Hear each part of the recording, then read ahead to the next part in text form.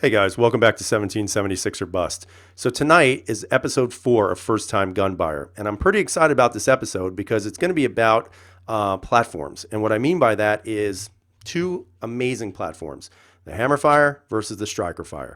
Now, there is no right or wrong to this, but I think the reason why I'm so excited is because I can't wait to hear the debate or watch or read the debate, I should say, about what people think about both those platforms. I think there are advantages and disadvantages to both, but I think ultimately what it boils down to is which gun are you going to really feel you're going to have the time to commit to.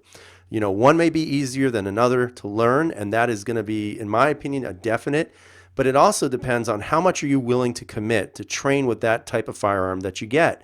You know, just because something's easier doesn't mean you're going to be really good at it. It just means that it's functionally easier to use.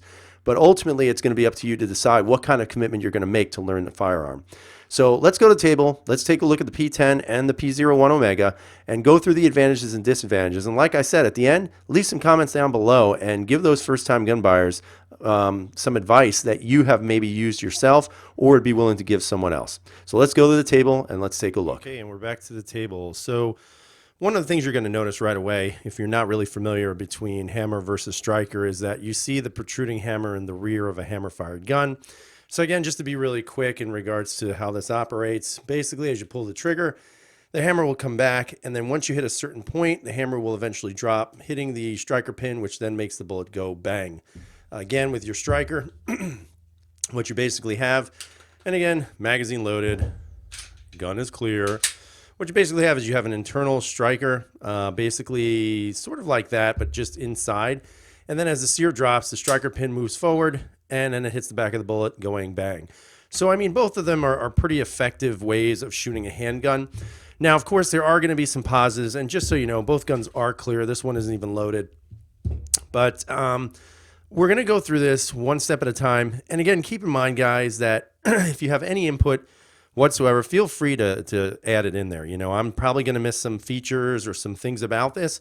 And if I do, great, you know, put something in that makes sense and try to help others so that when they go and get their own gun, they have some insight. Now, obviously, with the striker-fired handgun, we'll start with that. The striker-fired handgun, in my opinion, is probably one of the easiest forms of handguns to use for the simple fact that when you obviously rack the slide, your trigger goes into action here. And what you're going to find is that the trigger pull is going to be the same trigger pull every time you pull it. So that may be an advantage for some people, especially if you're not really going to spend a lot of time at the range or training with the gun. You know, sometimes this can be the easiest way to actually get decent at shooting.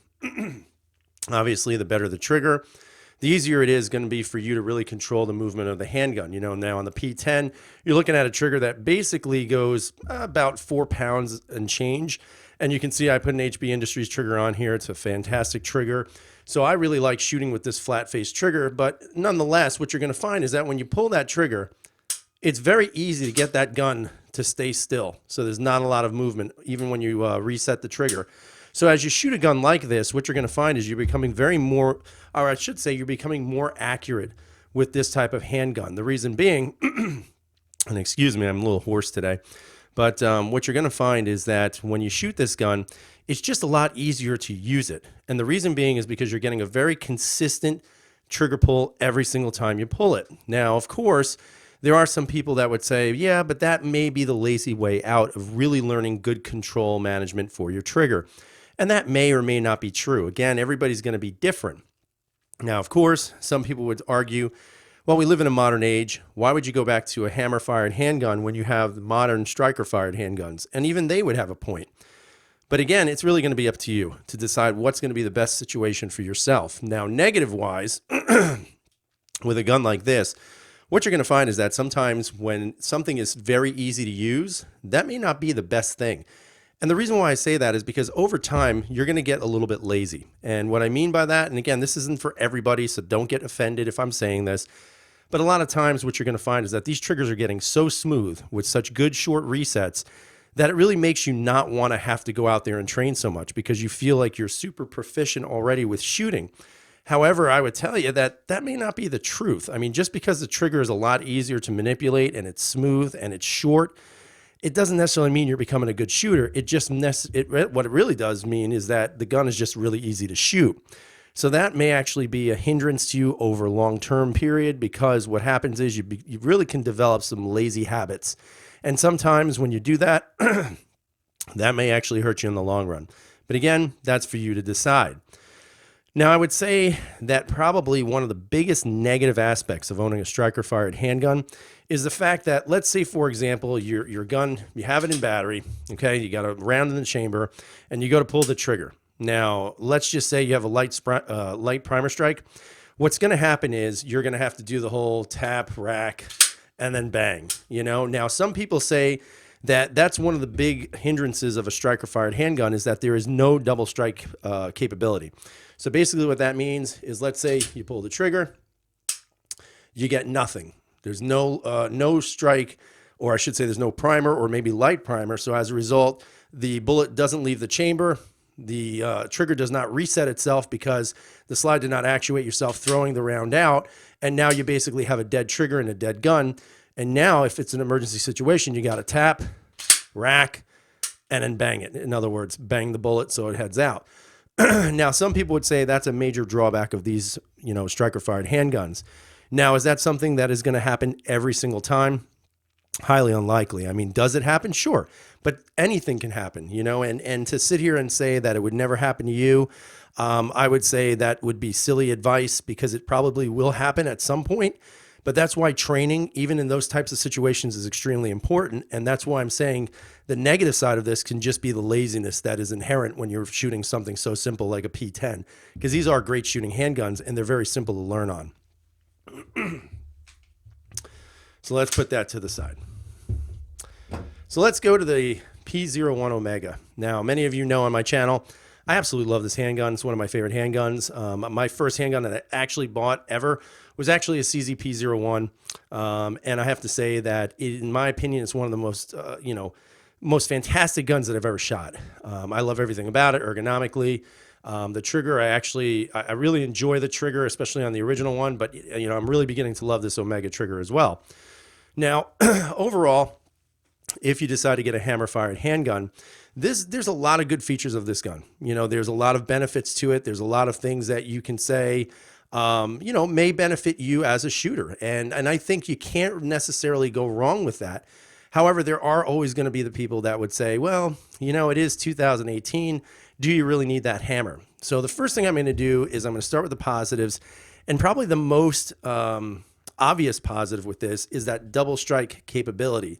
Now, unlike the striker-fired handgun, if, let's say, you go and pull that trigger and there's no, the primer's light, so you don't get a strike, so the bullet does not exit the chamber. What instead you have to do, you don't have to do the whole, tap, rack, and then bang. Instead, all you have to do is, let's say, for example, if that round doesn't go off, you'll notice it doesn't reset because, again, the slide does not actuate back, thus pushing that hammer back, making it single action. But you'll notice it doesn't have to reset itself because it is a hammer, so it's going to pull back every single time you pull the trigger. So that's actually a huge bonus, especially for light primer strikes, because you don't have to do any manipulation with your hand. It's just pulling the trigger again, and then hopefully the bullet will come out. Again, if that doesn't work, well, then obviously you have to rack the slide yourself, exit, or ejecting the round out of the chamber.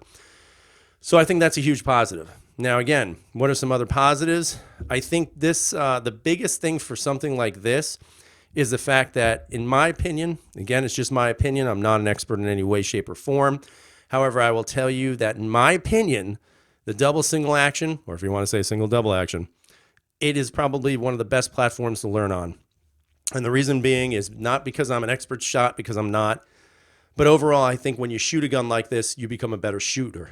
And the reason why I'm saying that is because you really have to control your discipline on that trigger pull. When you're pulling that hammer back, it isn't a 4-pound, striker. It's not a 5-pound striker. It's not even a 6-pound double action.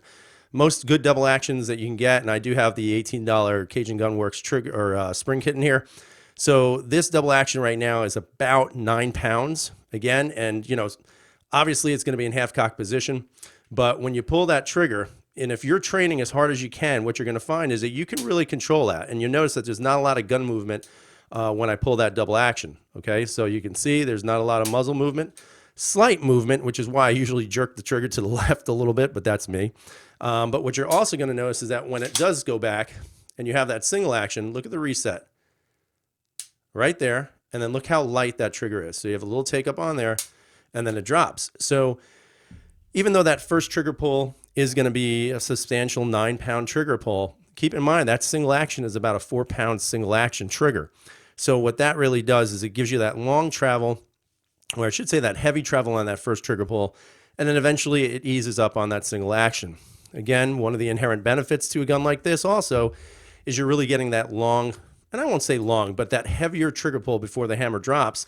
And that is going to give you enough time to think about whether or not you really want to pull that trigger. Whereas, let's say a 4-pound striker, you put your finger on that trigger, next thing you know it goes off.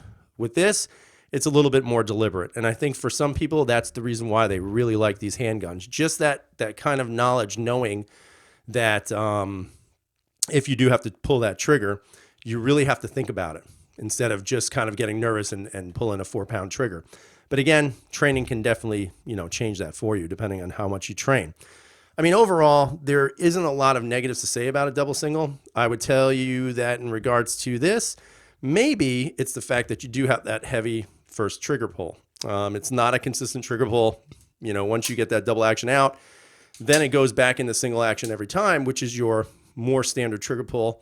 However, I still think that this is an advantageous gun. I still think this does have an advantage over this one. Don't get me wrong, they're both fantastic handguns, but over the course of several years and just owning several hammer-fired handguns, I personally think the advantage will go to this. I think overall you're going to be a better shooter because you're going to get better trigger discipline.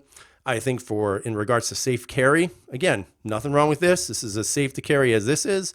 But for those of you who may be a little leery carrying a light 4-pound striker, some of you may want to prefer this. The reason being is because even if, let's say you cock the hammer back, you can decock it and now you're getting a 9-pound trigger pull. So again, even when you're reholstering this type of handgun, you put your finger down on that hammer and it isn't going anywhere. In regards to reholstering this gun, if something gets caught there, if that trigger safety is pulled in, that trigger will go down every single time. So I think from that standpoint, you're really going to have to decide what you're most comfortable with. So I'd love to hear what you guys have to say. I think this is a great debate to really have you guys give your opinion for that first-time gun buyer, which one you think is more advantageous. So I'd love to hear what you guys have to say. Put it down in the comments below. Tell me why or why not you'd go with whatever platform you choose. And I think it's going to be an excellent debate that we're going to have on this. So I hope you guys enjoy the series so far. I'm going to keep doing them. I just have to think of other ways to do them. But overall, I hope you guys have a great night. Stay safe. And as always, freedom is never free.